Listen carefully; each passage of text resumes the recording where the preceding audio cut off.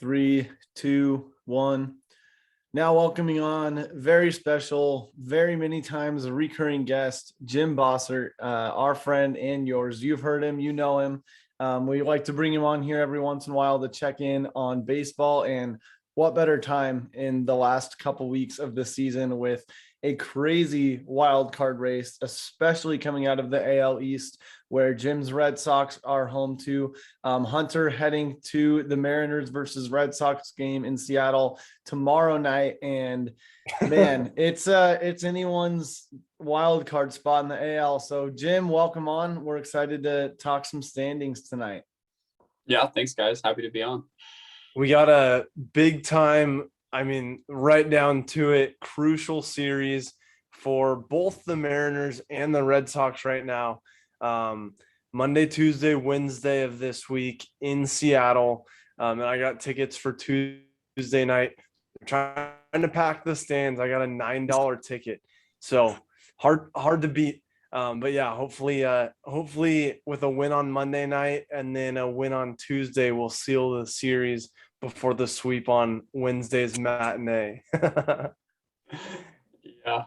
Who would have thought, looking at the schedule back in whenever it came out, and then in April and May, that this week, the 13th, 14th, and 15th of September, that this was going to be a pinnacle part of the wild card race at the end of the year. Right. Yeah. Going into this series, Boston is 81-64 and the Mariners are 77-66. So, these three games are make or break. We might as well just get right into the standings because I think that's where all of this stems from. But as far as the AL East goes, right now at the top, we got Tampa Bay at 89-55 record. And then Toronto, Boston, and New York Yankees are all right in there within a half or one game of each other. There's 4 teams in the AL East above 80 wins, which is ridiculous. And they're all vying for these playoff spots. So I think if we start with the hottest team right now, Toronto, they have won 13 of their last 15 games. With Sunday's game, they put up 22 runs. And the day before on Saturday night, I was watching that one, they scored 11 runs in the 9th inning. Was that the game where they were getting no hit before the last inning and then they just popped an 11 spot on them? Yeah, against Baltimore of all teams. Those poor Orioles, they need to get out of the basement at some point. So, right now, Toronto is 8 games back of Tampa Bay. So they still have a shot, pretty slim, because I think Tampa Bay will hold on in the East. It might be a little too late, but as far as a wild card spot, Toronto bumped New York out of it right now with, a few weeks down the stretch still. But it's going to be between, hopefully the Mariners are in the mix. Mariners and A's are on the outside looking in right now at 77-66. But they're Oakland and Seattle from the West are going to be battling for one of those spots in the East. But it'd be crazy to have the East represent with 3 teams in there. Yeah, it's wild what the AL East is doing, because I feel like all season, especially on this podcast, we've been talking so much about the NL West having the same or a similar situation. And as you look at the NL West right now, you've got San Francisco with a lock. Well, San Francisco and the Dodgers both at a lock with over 90 wins, the 2 best records in MLB right now. San Francisco 2 games ahead with 93 wins, and the Dodgers are at 91. But the interesting part of that is when you look at the NL wildcard race, is San Diego's got that second wild card spot right now at 74-68. And looking at all the teams that are right there in contention, Cincinnati, St. Louis, Philly, and the Mets, you've got all of those between 72 and 75 wins. I think the wild card is going to be unknown until the last couple series of the season. So it's crazy everywhere, but man, you cannot shy away from talking about the AL East because 4 teams over 80 is just unheard of.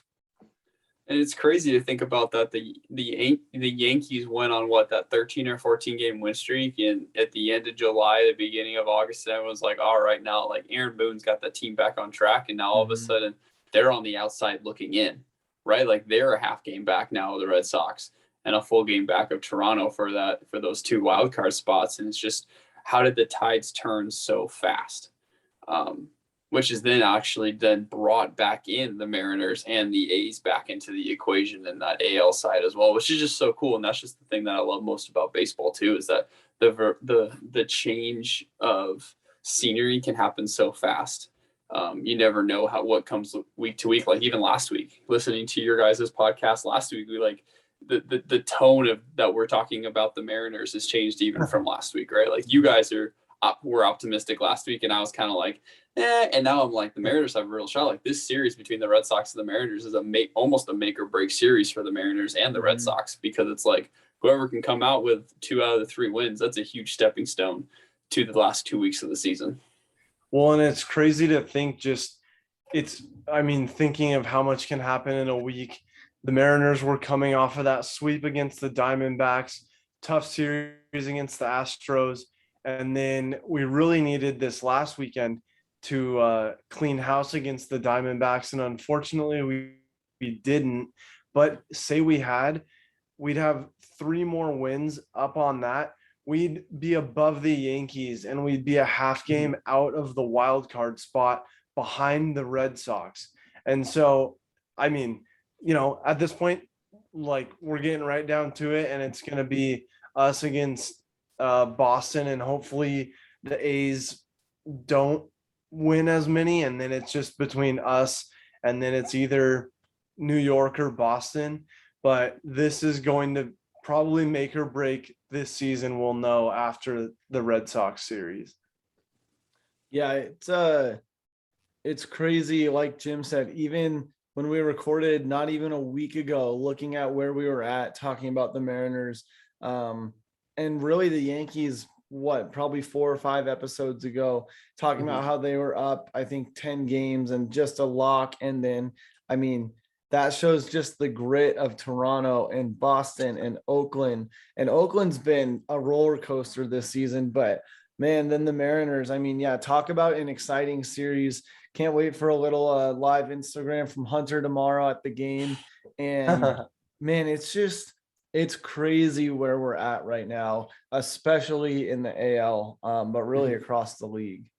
I was saying this before we started recording, but this is reminding me of what happened in 07 in the NL wild card spot with the Rockies and the Padres. Like 3 teams came.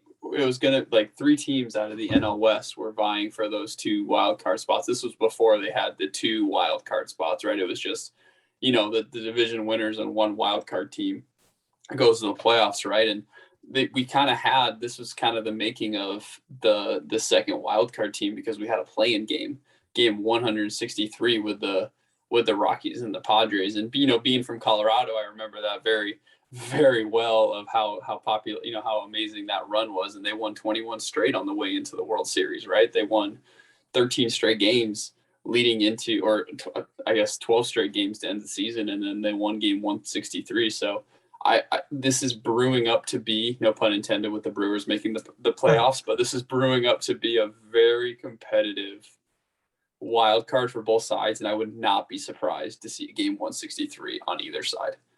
It wouldn't shock me even in the slightest. And I feel like every time we have you on, Jim, we get some bold predictions. So continuing, I like my bold predictions, don't I? Yeah, we love those. We see them on Twitter for the people.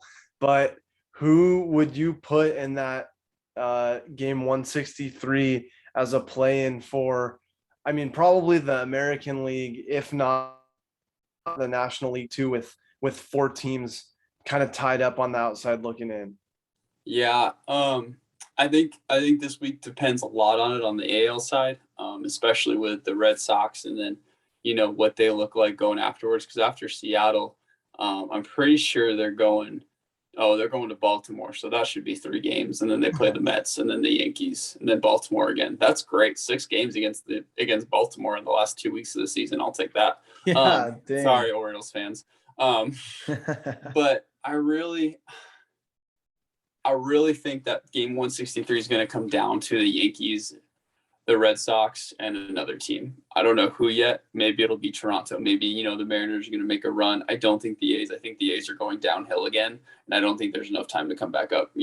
Just looking at their 4-6 in their last 10 games, that never spells well.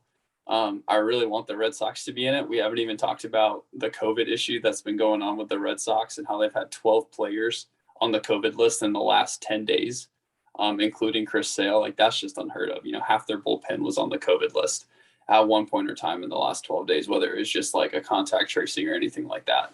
But getting back to bold predictions, it's going to be those 3 teams, I think, vying for the 2 spots with the Mariners, I believe. And so if I have a bold prediction, Toronto's going to make the first spot, and it's going to be between the Mariners and the Red Sox for that second wild card spot. That's where I was leaning as well. I mean, just looking at it, like you said, the last 10 games says a lot about a team. And I know that we've still got a good 3 weeks left of the season, but with the Yankees trending downward 2-8 in their last 10, come and letting that lead go. I mean, they were a lock if you asked me a week ago or 2 weeks ago, I guess, but to see where they're at now, I'm pretty confident that the Yankees are not in, I would say. And then with the A's, just a roller coaster of a year. They came out hot at the beginning of the season and just haven't shown up lately. I'd say pretty fair bet that whether you're a Blue Jays fan, a Red Sox fan, or a Mariners fan, one of those teams is going to have some heartbroken fans in their city. I'm just doing a little schedule comparison right here. And I mean, talk about coming down to it. It's going to be big for the Red Sox Yankees series. That is in the final week of the season. Stretch just in the final weeks. They play the Red Sox with 1 week left, and then the Jays and the Rays, all 3 in a row as their finals. And so I think I didn't even know that and before I made my prediction, and now I'm even happier with my bold prediction. Well, yeah, and that's what made me look at it. I really think you have to bounce the Yankees on this. I mean, their last 9 games, maybe I'll predict right now they get 2 wins in there against the Red Sox, the Blue Jays, and the Rays. I mean, they could end on going winless series against the Rays just with how hot the Rays have been, unless the Rays sit guys, kind of going into that final part. But I really think it's going to be between Toronto, Boston, and the Mariners. And I was going to say that same thing, like how much are the Rays going to rest? We always see it in the NFL, right? Like what is week 17, which will now be week 18 mean, right? For those teams that have clinched a bye, they're going to not, the Rays are probably going to be the top seed in the AL. So they're going to get to play whoever comes out of the wild card game.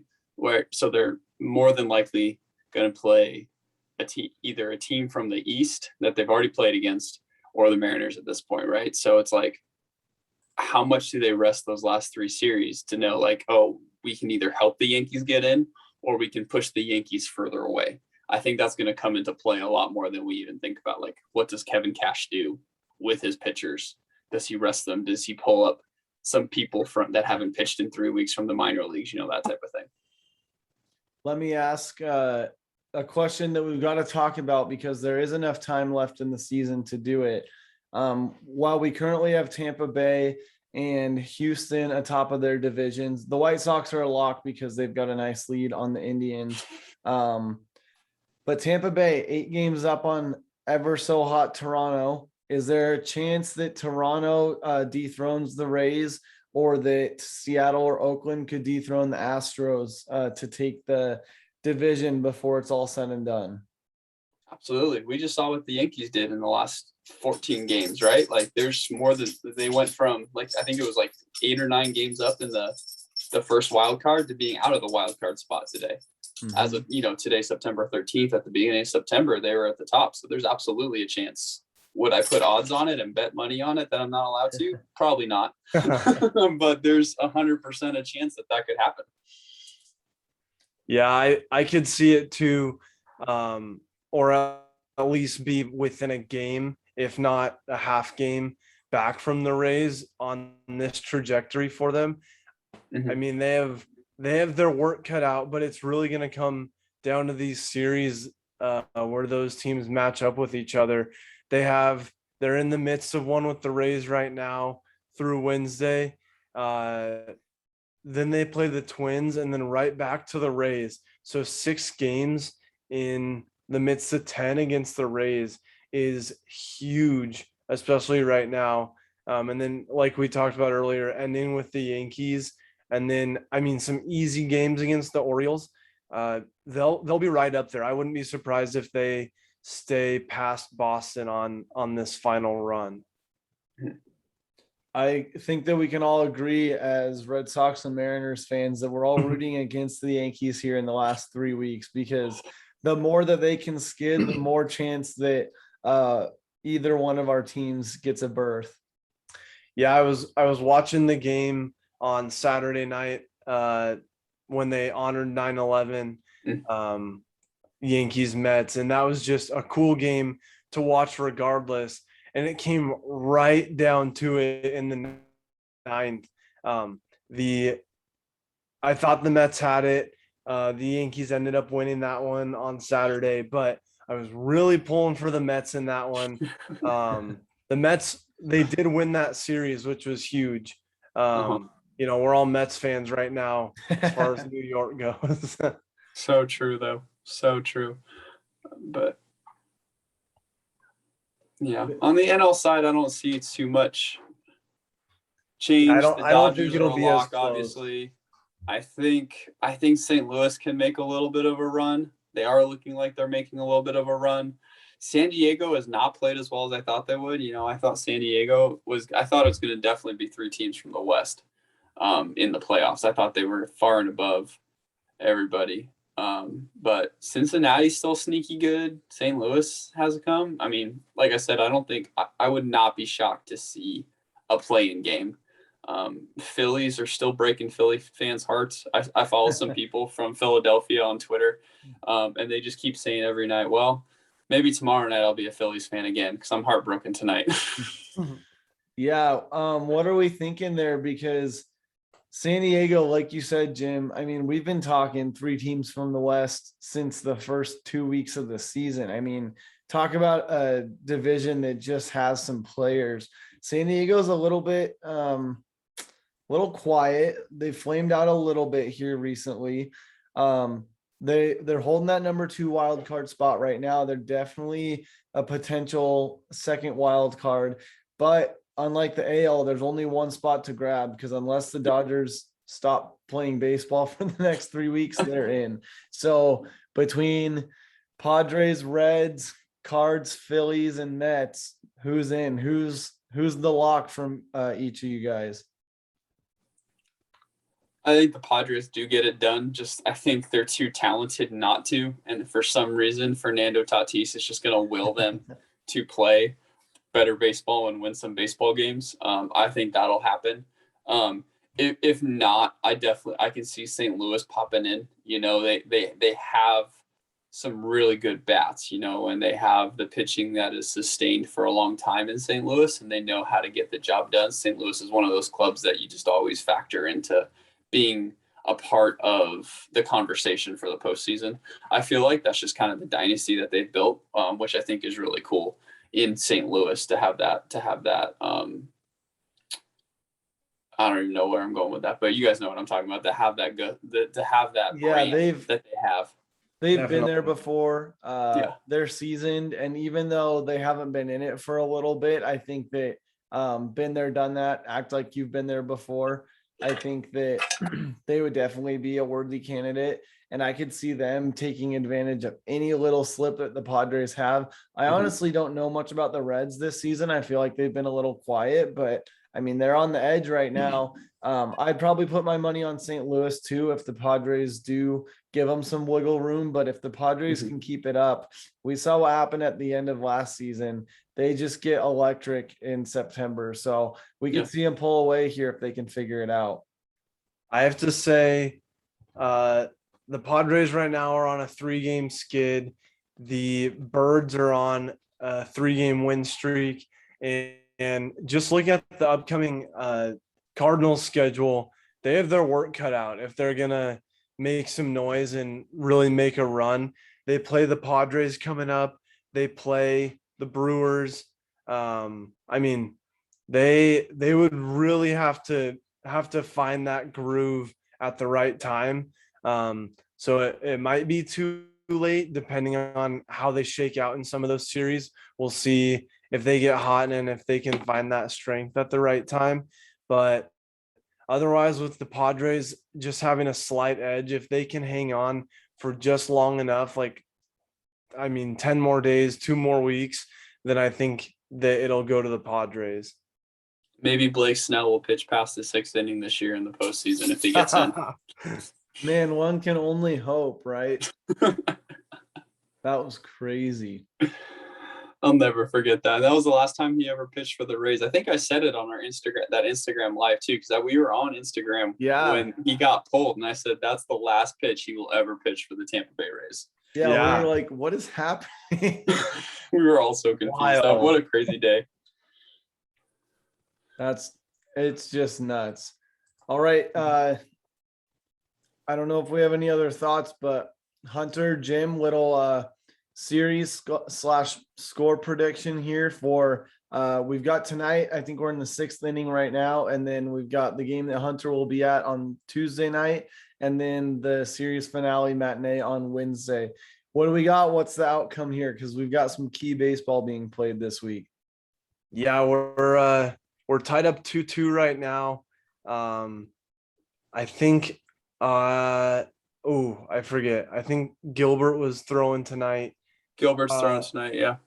And then we get Kikuchi. You get Anderson tomorrow night, and Anderson then Gonzalez. Tomorrow. Yeah, we got Gonzo for the matinee. I feel good about the Mariners right now. I think that they'll have the energy, especially being at home. I think it'd be a different conversation if we were on the East Coast. I say 2 out of 3 against Boston. Maybe that's on the hopeful side. But I think that the Mariners do have a good ball club going right now. And I think that, especially seeing what's on the line, I really thought we were going to pull it out last night in the 9th. Kelnick hit a 2-run shot to bring us within 1. I think he's electric right now. I think he brings a really good energy. I think it'll really come down to the bullpen and the depth and how long we can get these guys into the game. I mean, if they're only throwing 4 or 5, we're going to struggle. But if we can get them through 6, even stretch them to 7, I think that will be the difference. You took the words right out of my mouth. The bullpens are going to decide this series. I think I've said that all year long for the Red Sox, that the bullpen was going to be the factor in how we played and how many games we won. And having the COVID, I mean, we just had our skid with all the COVID stuff that happened and things like that. But the bullpen is going to be a big factor as we come down the stretch. And one thing I wanted to get your guys' take on this. I guess I'll ask this question when I'm done. I'm hoping for 2 out of 3. Tonight is kind of, our pitcher, Eduardo, Rodriguez. He's been great and he's been bad, and he's been great and he's been bad. It looks like tonight's been a good night for him, so we'll take it after a really bad outing last Friday. Nate Eovaldi's throwing tomorrow. The silent killer has, he's got that game face all the time. He's already at 10 wins. He just doesn't get a lot of run support, which kind of sucks. He's he's had that theme this whole year. And then we don't know who's throwing on Wednesday yet for the matinee for the Red Sox, because Chris Sale got scratched from his start on Sunday because he went into COVID protocol. He doesn't have it. So it's like, is he going to pitch? Is he going to be out of protocol by then? So I think we're still figuring that out. But, I agree with Hunter. 2 out of 3 is probably a best case scenario for the Red Sox in this series, especially like you said, being at home is good for you guys. Being away is bad for us. We play really well at Fenway Park. I think the Rockies are probably one of the only better teams at home than the Red Sox this year. The Rockies have the best record in baseball at home, besides like people that actually win normal, like the Dodgers and the Giants. Like almost everyone else, the Rockies have the best record in baseball at home, and they are the worst team. They've won like 15 games on the road this year. They're terrible on the road. But like the question I wanted to pose to you guys is how big of a difference does it make that we don't have 40-man rosters this year in the month of September? That's what we used to have. And I don't know why we went away from it. Was it because of COVID and we wanted to have less people in the locker room and in the clubhouse and in the dugout?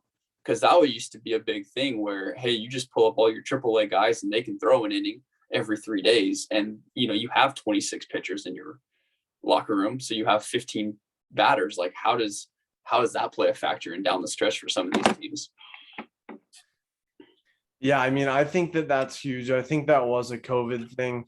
I think especially coming off of last year, they were trying to decide roster sizes and I mean, how many guys they were going to have in the locker rooms and everything. So I think that is an effect coming off of last season. But as far as how that affects everything right now, I mean, just like we said, we don't have that depth. Yeah, you have AAA guys, toss an inning, come in, for the last 2 outs in the 9th or something, and they're fine. Like they're ready to go the next day. So I think that it's a huge factor, just limiting the size right now. And I think that it'll really come down to the clubs that have the depth and that have those strong arms at the right time to keep making this push for the postseason. Yeah, I think you guys both answered it when you talked about predictions for the series. I'm also thinking 2 of 3 for the M's. Unfortunately, I'm thinking that they drop the one that Hunter goes to tomorrow for some reason, but sorry, Hutch. But I think you guys both answered Jim's question before when you talked about the series this week, and ultimately the rest of the season is going to come down to bullpen depth. And when you cut down 14 players, that you have to reduce not only bullpen pitchers, which is huge for depth, but also the depth in the outfield with the guys running all over, the depth for a player like Seager at third base on the Mariners, who might need a day off here and there. That significantly cuts down on the rest time that your starters get. And especially after a long season, when we're over 100 games in, that can start to weigh on a player. So I think it's a big difference for sure. Yeah, let's just hope the Red Sox can win one of these games, because if we get swept, there's not some good. It's not going to be good for the rest of the season, and it is my prediction.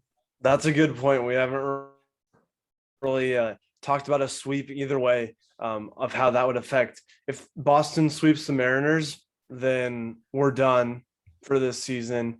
But if the Mariners sweep Boston, I think Boston still has a fighting chance, and that gives the Mariners probably the best chance that they'll have for the rest of the season. I agree. I think if the Mariners sweep the Red Sox, game 163 comes even more into light that we could have something like that. But I do agree with you as well. If the Red Sox do end up sweeping the Mariners, it almost might be great job this year. Like, this is a huge step forward into what 2022 is going to look like for the Mariners, because there's nothing but good signs right now for what next year could look like for the Mariners. Definitely. And I mean, it's easy to say right now, being as close as we've ever been. I mean, literally in the last 20 years. But if you look, we're only 7-8 games behind Houston. And so you're right, going into next season, I mean, showing that we can compete, we could definitely be in the conversation next season for the top AL West spot.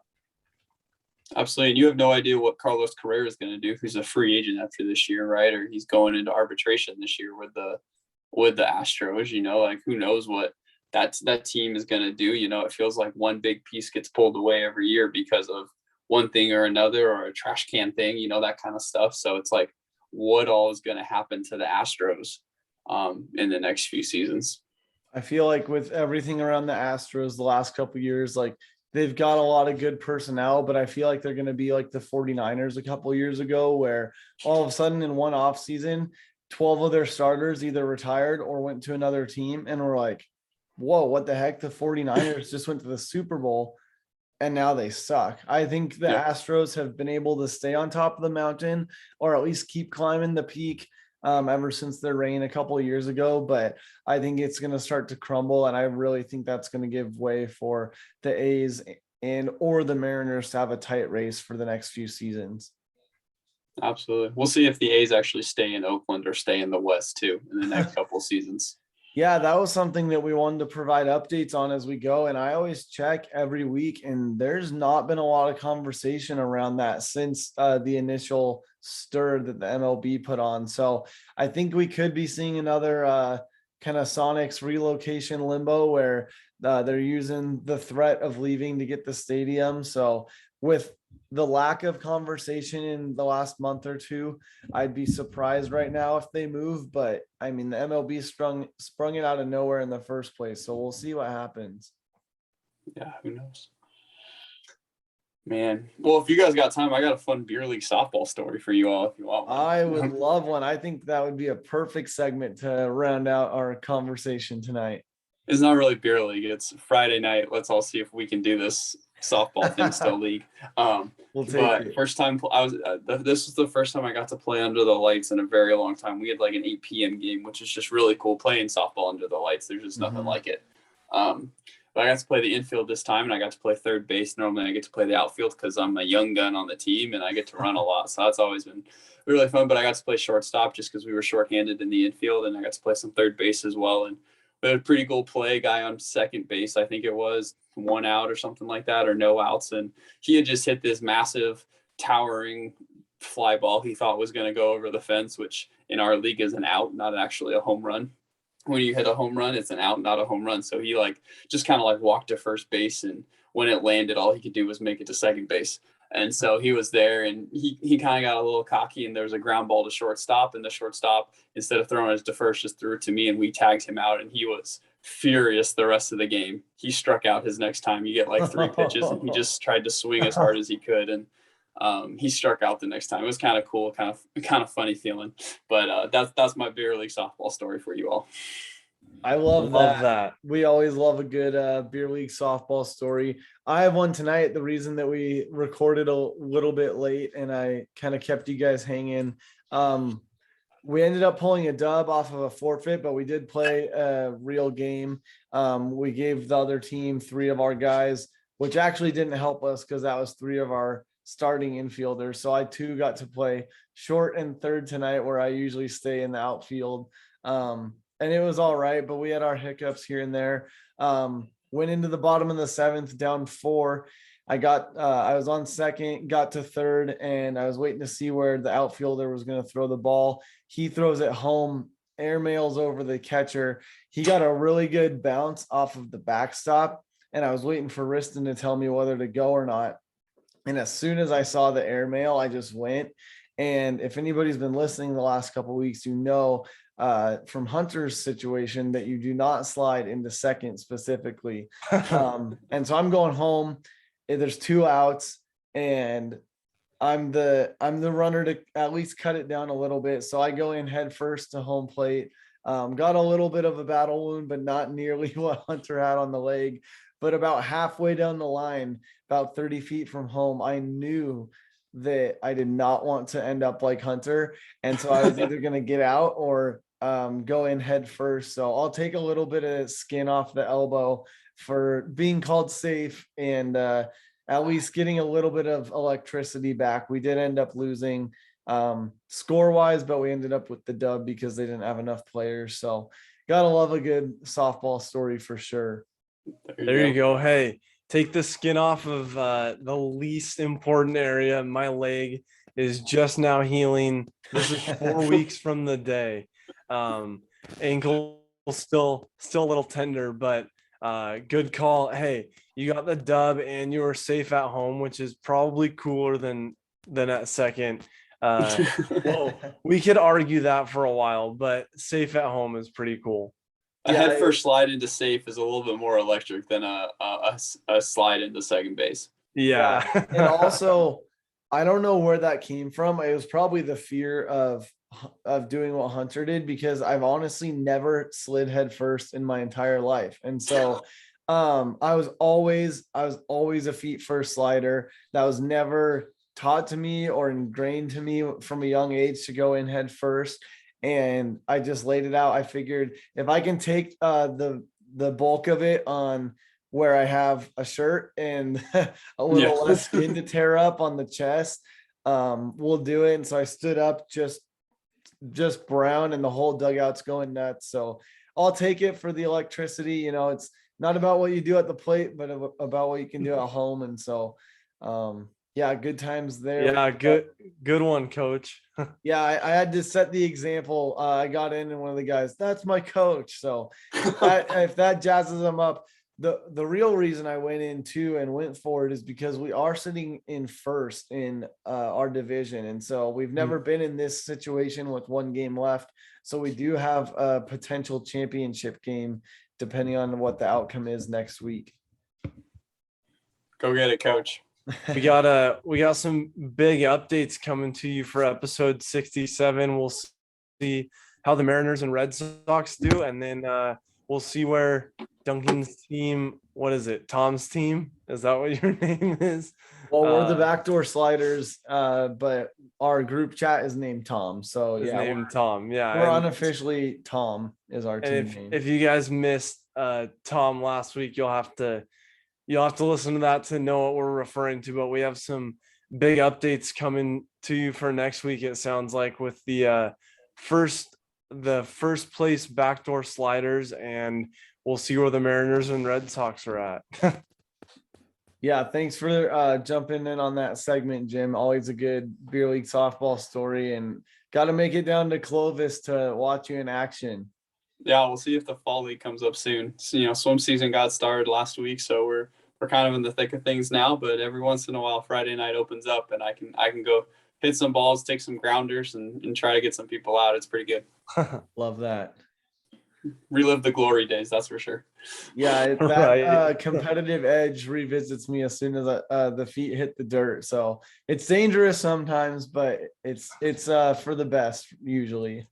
Yeah, I was telling Allie like a couple of weeks ago, I had to go a couple of weeks between going to playing some softball because we had some recruits in town and team trips, you know, that kind of thing. And it's just like, you know, the moment you step back on the field, you just feel something. It just feels so good to be back on the field. I hadn't played, you know, the last baseball game I played was in 8th grade, really. Like, you know, I never played through high school because of swimming, and, you know, I played intramural softball and, you know, that kind of stuff. But it's just always, it always takes me back to, you know, my 8th grade years and last year of playing baseball. It's just so much fun. I'm definitely not as agile or as athletic as I was back then, but I think I am. So that's always a good sign. Love that. Well, appreciate you taking a few minutes out of your evening to chat with us, man. Really appreciate it. All we can do is root for our respective teams the next couple days, but hey, if we can get the best of both worlds, we'll take Red Sox Mariners wild card here in a couple weeks. I'll take that any day of the week, and we can always root against the Yankees. For sure. We can come together on that one. As the Yankees farm club, we can definitely do that. I like that. I've never heard that yet. That's pretty good. All right, guys. Well, thanks again, Jim. We will talk to you soon. And yeah, we appreciate you always coming on here and chatting about some baseball with us. Anytime, guys. Thanks. Appreciate it. Thanks, man.